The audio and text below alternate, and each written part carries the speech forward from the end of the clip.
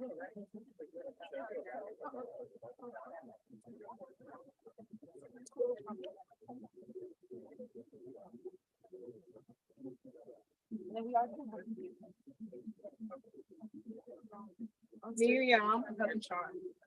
good. You're good. You're in. You're live. You're Sutton. You're not in the frame. Do you want? I can. Yeah, we can curve it around. You're good. You're good there. Got everyone right in. Right in. We're good.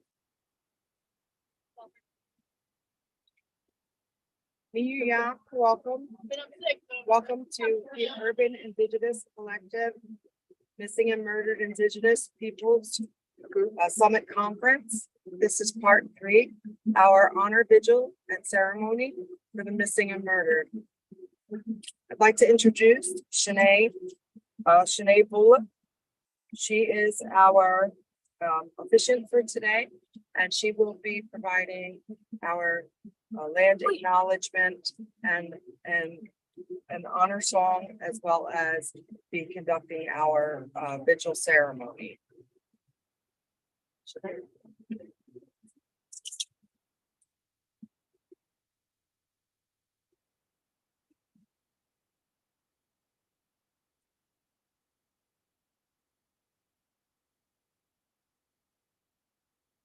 gonna sing a song that many of us probably all know, and those that are watching know. So even though I'm gonna sing it, I asked them to sing along, and it is the Women's Warrior song. The song is sung all across Turtle Island. It was composed by the women up in Vancouver Island when they walked across Canada. I don't want to age myself in the years, but it was sung a while back. And so this is a song that gives all of us women strength on this day as we're doing this work to bring our sisters and our people home.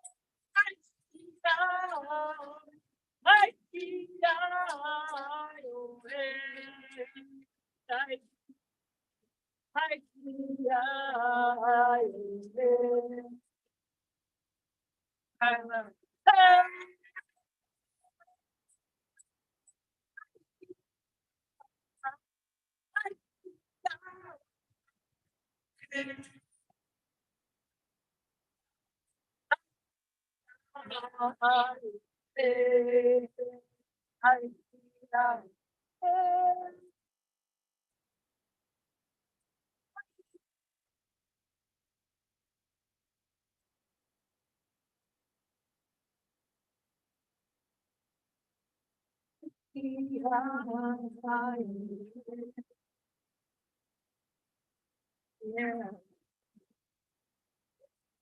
The definitely the company mission that we use for Shire Shinnecock, Shire Plan, Shire Montauk, Shire the Power. My given name is Irene Canoe. I'm Butterfly Woman. That is who I am. I come from a long line of female chiefs, female warriors, nurturers, mothers, aunties. I come from the Shinnecock people of the Stony Shores, the Montauk people. I come from the people who are known in Long Island to be the people of the way of the heart, the power people, who live on our land to this day. And it was historically And these lands here, as we're here in Brooklyn, whatever people call it, in the 1500s, there was a guy named Thomas Hunt. Thomas Hunt captured over hundreds of people from Virginia all the way up to Maine. So about 1519. That ship sailed over to England, and it was the first time that our ancestors were kidnapped. The first documentation of stolen people from Turtle Island. Those people were Shinnecock, Montauk, Nahagonsett, Wattinacock, Virginia, Peoples, Commanock, Monkey, Wabanaki. Most people know a little bit about the story after Tisquantum came back. Epino came back because they were stolen during that time. They came back around that time. Epino, when he came back and he seen his homeland, he jumped off that ship and swam to it. So this is historic what we're doing. This isn't something new. This isn't something that people are just jumping on the bandwagon about, especially here on the East Coast. What we experience here in our lands is different than it is in the rest of the country, because people think that we no longer exist here. So the documentation doesn't document when we are being murdered or missing. But we know our history. We know those people that were kidnapped in the 1500s. We know those people that are still kidnapped today. And we honor them today. And we honor the survivors. So as a descendant of those survivors from that time period, I have an inherent responsibility to make sure that no one else goes missing. So I had some gifts to give to any of the survivors that have experienced anything against their life, oppression, the genocide of who you are. I have gifts to give you to help with that healing process. Because as we're thinking about it, everybody that's connected to this, we go through different things. Some people are still seeking justice for their relatives that are missing. Some people are trying to find out how to survive because they haven't told anybody about what they have experienced. Some people are doing the work to figure out how to hold space for those that are seeking justice and those that are trying to find that healing. And that's what we have to do as humanity. This earth shows us that people who care about it are going missing.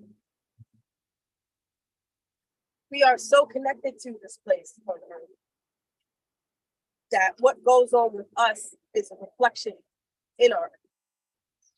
So I wanted to give some sweetgrass because I've been taught that that is a part of Mother Earth's care.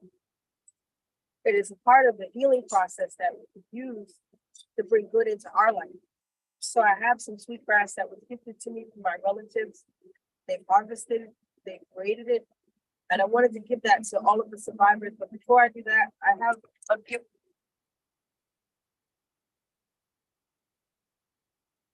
For Danielle Kramer. This is an eagle feather that I took off my altar. Because this work that's being done here last year, some of our New England clan mothers called us, all the sister tribes, before our green corn time started, to start gathering and having ceremony for our missing murdered Indigenous women. And as this has happened, I've been called upon to be in this circle. And leader who's taken that lead and initiative and has been doing that, but this is the crescendo, if you will, of the series that's been going on. They're reaching the world with this. That's a lot of work. And I wanted to give this feather to you for that. Thank you for that work that you're doing here today. Thank you.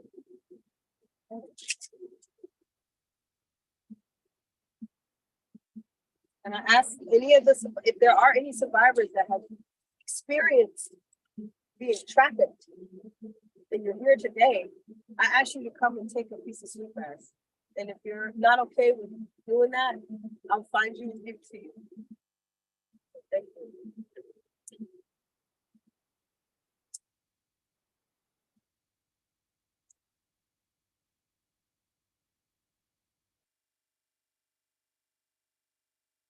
You are a daughter or a mother of someone that has gone missing, sister, brother, person, please come and take a piece of sweet grass. There's a relative that you are seeking justice for right now. Please come and take a piece of sweet grass. Give-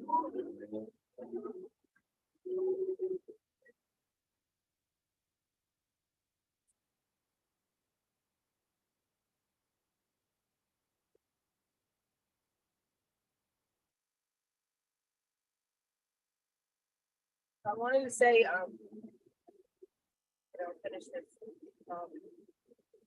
As we stand here on the land, the people that resided on this land, they're not missing. They're not murdered. They're still here. They've just been erased. So when we think about that, when we think about the people here in the East, you have to think about that sometimes, especially those that are visiting our homelands here. Understand that we are still here. We do still ride and hold Aboriginal title to our land. We've just been erased. And the work that each and every one of us are doing, no matter what it is, if it's plant work, if it's photography, if it's fashion, whatever it is, it's all to bring our people back to themselves collectively as humanity. And I'm going to be paddling from Boston to New York City. We arrived here in New York City on June 14th from Boston. And all of the prayers that's going to be happening this weekend, I'm taking that with me. Because the Penobscot leave on Tuesday. They leave next Tuesday to get here. So they'll be paddling for a month and a half. So there's a lot of work that's being done on the East Coast, whether people think it is or not. And I know that tomorrow, a lot of marches are going to be happening. People are going to be demanding justice for all of this that has happened, that continuously happens. And know that if you're doing that work, you're not alone. You have a community. Understand that. Reach out and be a part of that. So I just want to thank Urban Indigenous Collective. I want to thank you, Danielle, for all the work that you're doing. And I want to thank the survivors that have the strength to be here and standing here today. Because this work is hard. So thank you.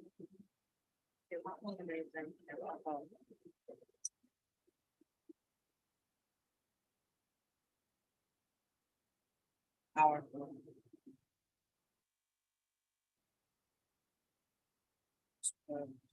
Take a moment and thank Janae for all of her powerful words, her speech, her medicine that she brings to the circle. I'd like to introduce UIC, or Urban Indigenous Collective, co-founders at this time.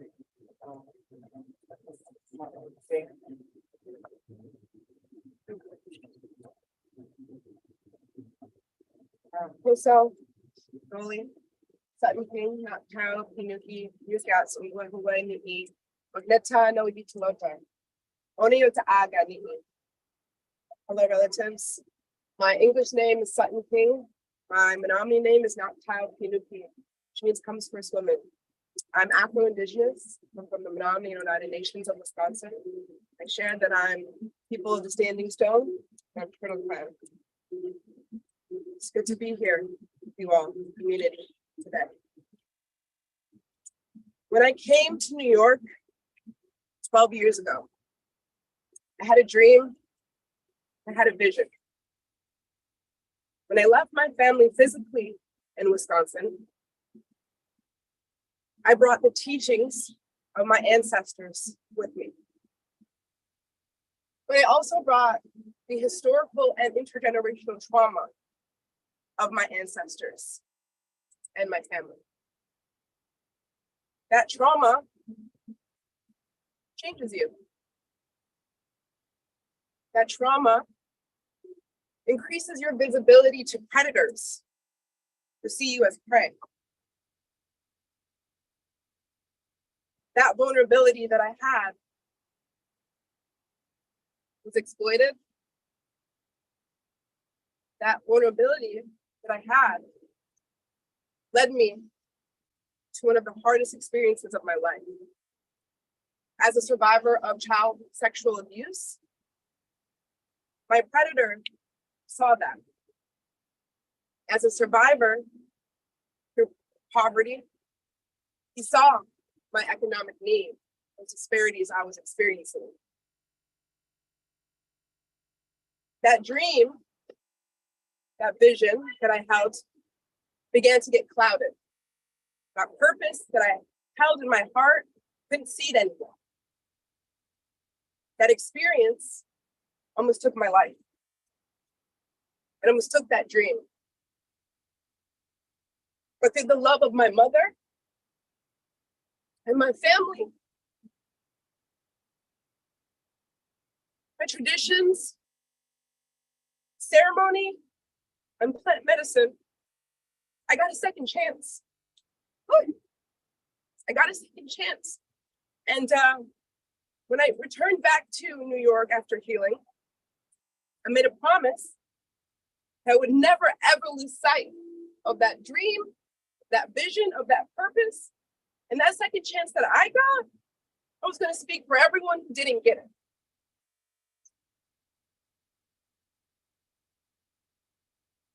Today, I wear my relative Ingrid Washington Talk Flying Eagle Woman's jacket, gifted to me by her son, Marcus.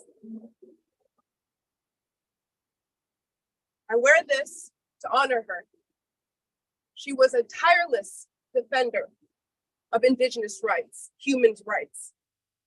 She did incredible work within the United Nations and in philanthropy to bring Indigenous peoples together at a global scale. She was taken from us in 1999. Too soon. Too soon. And these stories that I share, many of us have the same ones. Our Indigenous rights leaders are still being kidnapped, are still being murdered. Our Indigenous women are still experiencing trafficking and gender-based violence and intimate partner violence. But when we go missing, when we are hurting, there's silence. It's got to change. We're talking about the erasure of our people. And today you'll notice something that's missing. I think that's symbolic of why we're here today. I want to thank Colonial for donating the labor and the talent to put that mural up.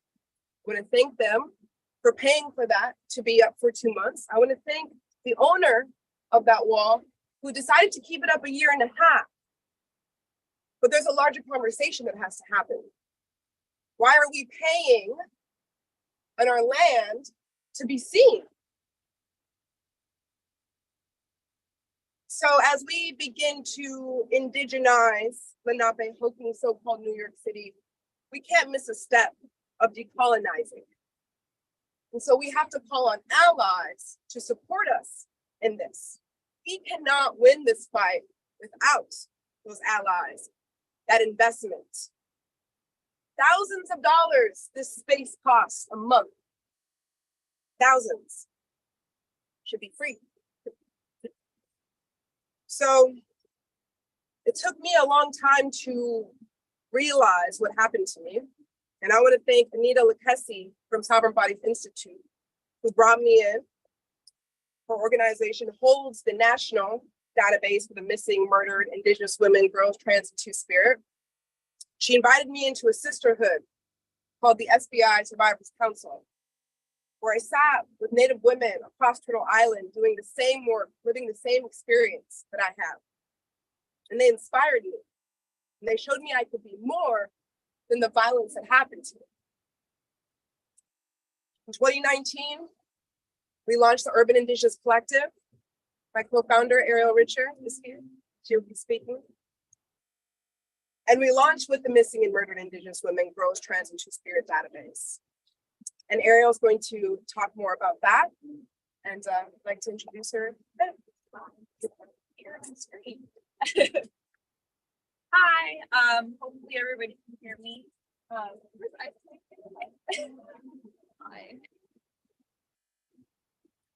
I'm Ariel Richer. I am sending me a lot of cameras. Okay.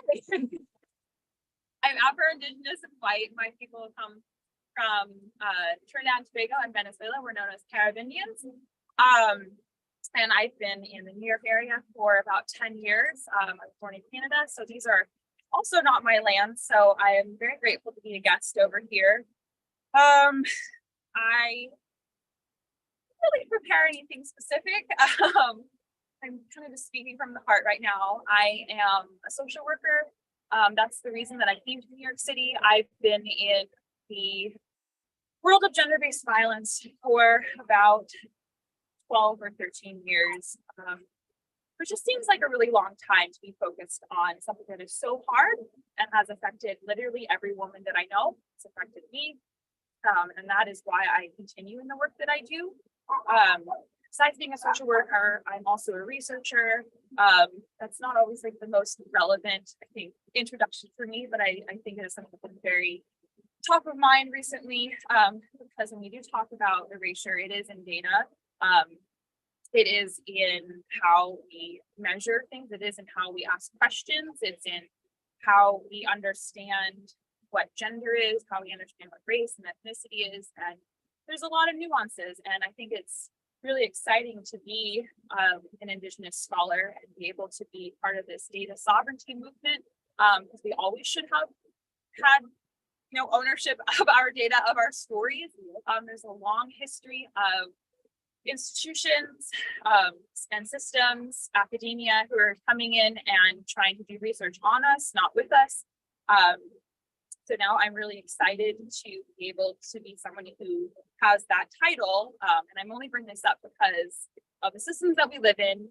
To be able to do research, you have to have a PhD. So that is what has sustained me, this family here, the work that we're doing to get through 5 grueling years, because to get those 3 letters means you get a spot and a seat and a voice at a lot of different tables.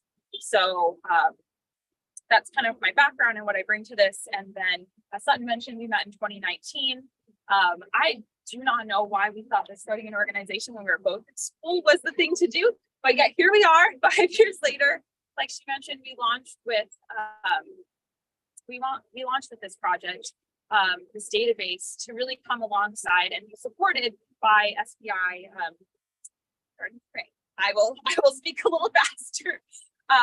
But this project has encompassed not only the database, but also we have been requesting information through Freedom of Information Act requests and FOIL requests to law enforcement agencies to understand just what is the status of how and if data is being captured. Hint, not a lot is being done. There's not a lot of understanding, but we did need to get a baseline because we know that numbers do speak. We know that data is important to these other systems around us. And then I would say the most important part of this project that we've been working on has been our task force that is built of survivors, built of people who are directly affected by this awful epidemic. So they've really guided the work that we do. We meet regularly.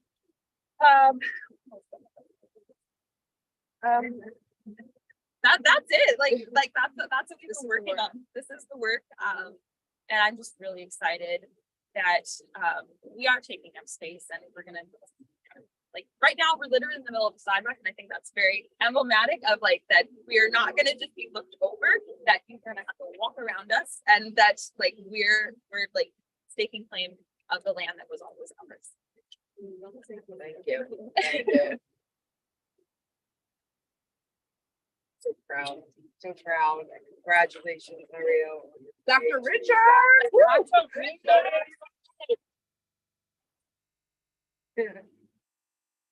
Right, and next we have with us, we have Tammy Walker, Nick Riley, who is a dear sister of mine and a fellow member on the task force. And she's here to share with us this evening.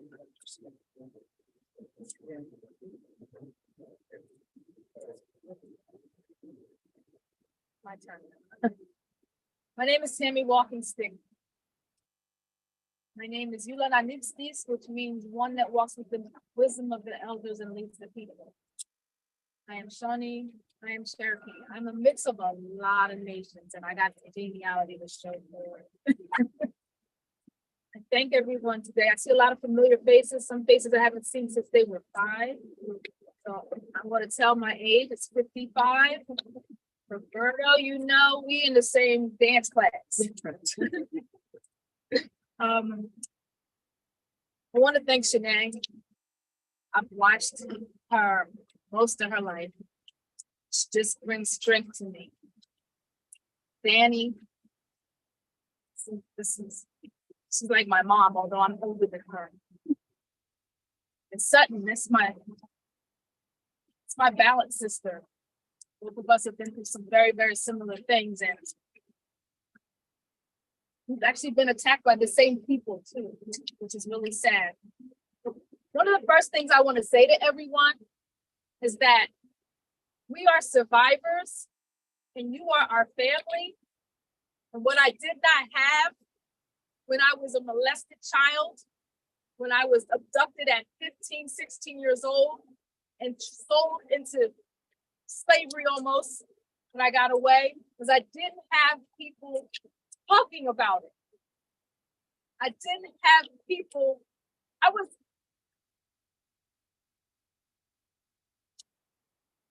I survived it. And today I can't even believe some of the stuff that I just survived. I'm so proud of these women for saying and speaking. I've been speaking and saying, people have tried to shut me up for so many years. I've been attacked on my indigeneity, which I've never been attacked before. And I don't understand lateral violence. I wasn't raised that way. I was never raised, you're a Black Indian, you're a white Indian, you're a pink Indian, you're a purple Indian. You're an Indian, and if you're white and you're Black or whatever, you are what your heart says you are. I come from chiefs, I come from clan mothers, I come from a lot of different places. You cannot put me in a position of, oh, you're this and you're that. They're all a lot of different things. And I'm so angry right now about the lateral violence that is going on right now. I've been attacked, but I'm okay. But what I need to say to you is that you guys have to make sure that we're not attacked. If you see us being attacked, do something. Say something. Everyone on the street is on social media. Say something. Don't believe what you see. Find out. Research. The people that are attacking Sutton and me don't even do research. Because if you did, you wouldn't be attacking us. You don't know who our mothers are. You don't know my mother was raped. Her mother was raped. We weren't doing our job 50 years ago.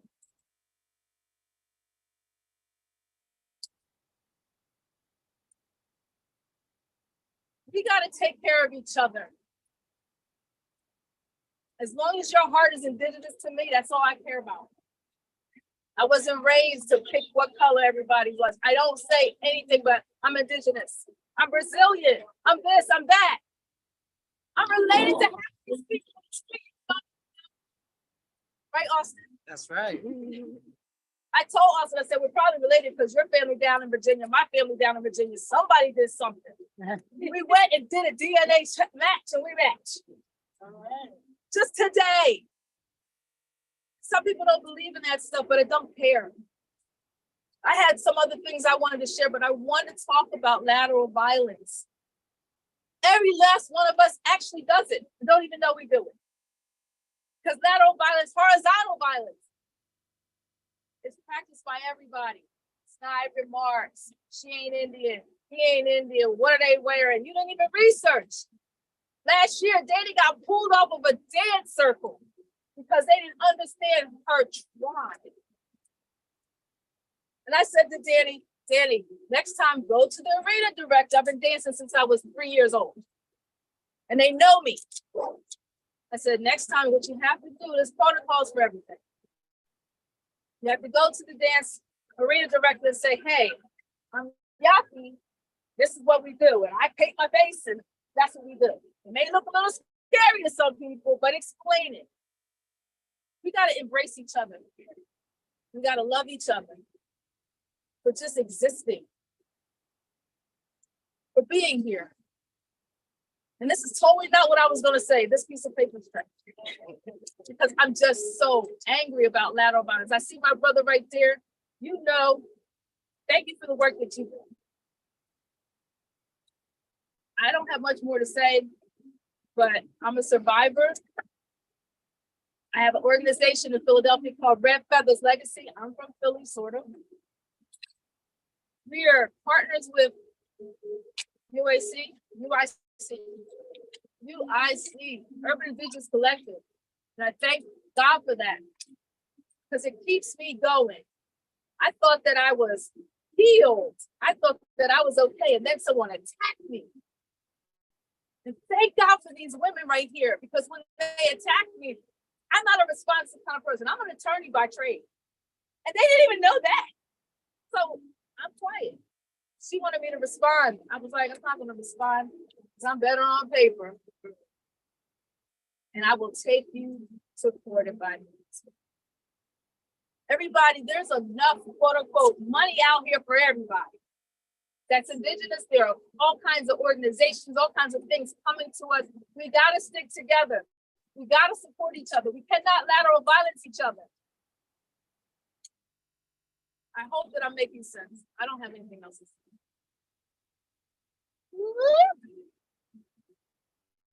That's my mother and me. That wasn't even me. She's not here anymore.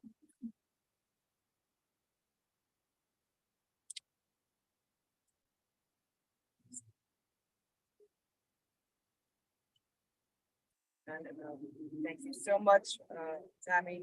We're going to bring in yet another voice speaker for this evening. This is Patricia Taryn. Hi, my name is Patricia.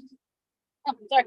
Hi, my name is Patricia Taryn. I'm an enrolled member of the Mandate Halaand tribe.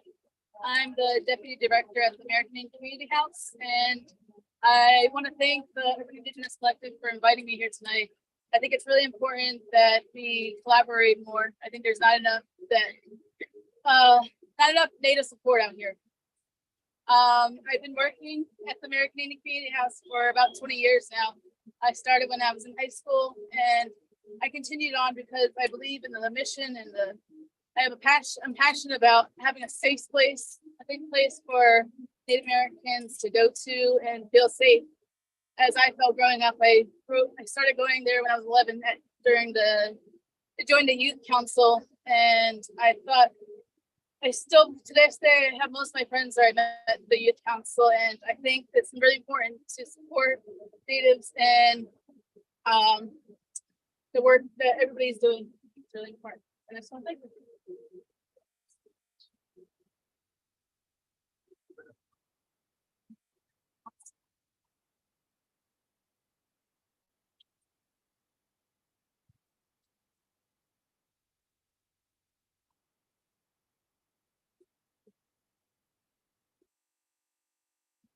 Hi, I'm Danny Kramer.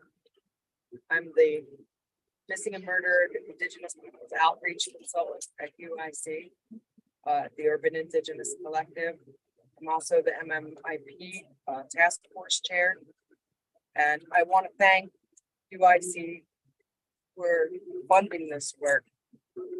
This work that we do is so important. It is so important to keeping us alive. The data genocide wipes away, erases who we are, when we're present. Everything, it impacts everything from medical information in the health community, because Native American data is what they consider outlier data. It is from a small percentage of the population, and therefore they don't include it in the interpretation. And therefore this skews the median, number one, and number two, it is the erasure of the significance and the importance of Native American life. We have the biological right to not only survive, but to thrive. These multiple generations of poverty, of sex abuse. I am a survivor of sex abuse. I am a survivor of rape. I am a survivor. My grandmother is a survivor. My mother is a survivor. Our mother is a survivor. All the way back 5 generations.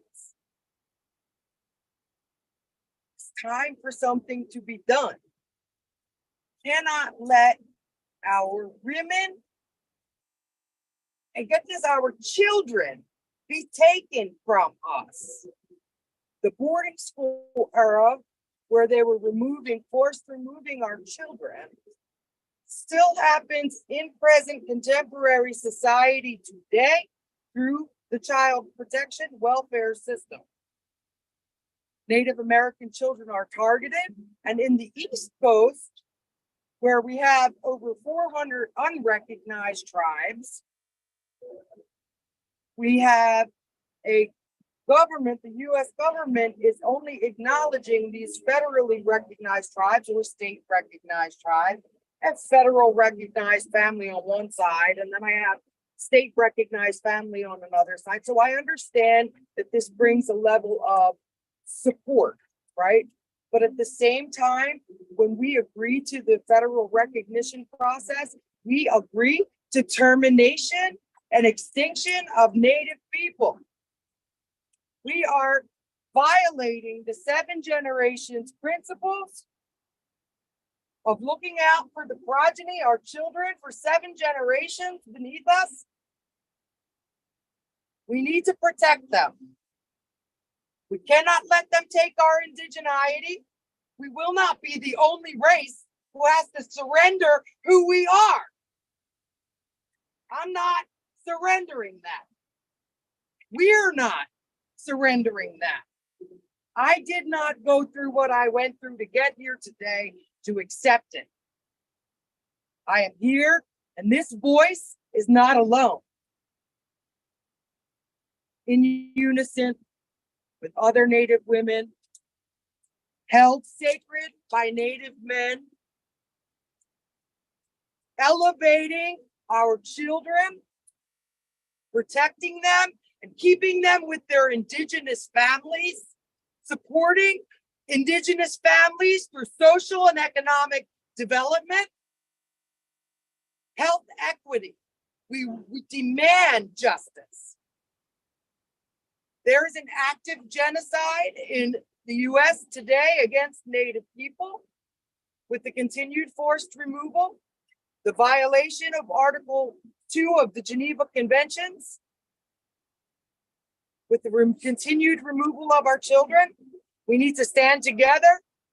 We need to witness one another. You all have a cell phone? Record it.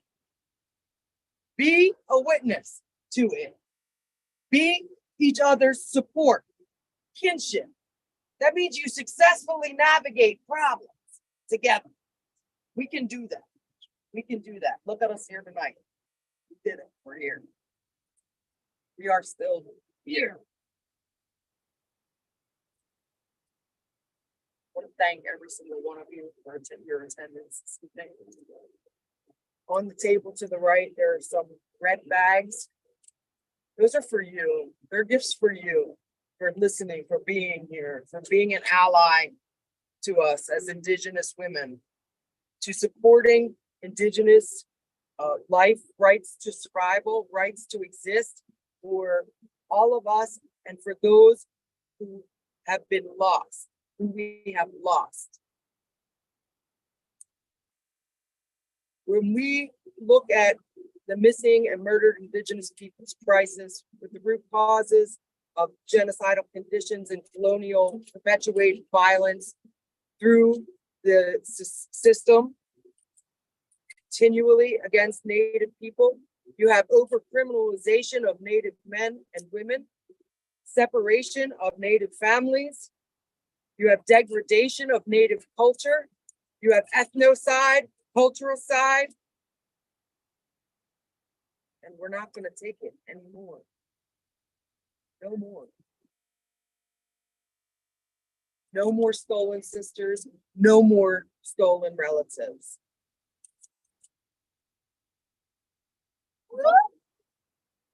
We'd also like to invite you to this collaborative arts piece that we have here. If you feel called to add your relative's name, you feel called to paint a picture, add a red handprint, whatever you're feeling and experiencing that, we'll have that at the center, and we'll be opening our community center at the end of July. We're looking forward to being able to have a safe community space that recognizes all Indigenous peoples, regardless of your blood quantum, regardless of your enrollment status. We see you. Regardless of colonial borders, we welcome you. So please sign up for our newsletter to get more information about that opening. We put a prayer down last year and prayed over that space as we really are bringing in the vision and the prayer of what this space could mean for us. You know, this is just the beginning for us as a community. As Danny said, we are working in kinship, and in that kinship principle, we are facilitators. In that kinship principle, we are responsible to all of our relatives. We've got to take care of each other. So on that note, make sure you take care of yourself by grabbing some food. I don't want to take this back to the center, but I appreciate you all for coming. And if you need anything, holler. Thank you. McLuhan and Yako.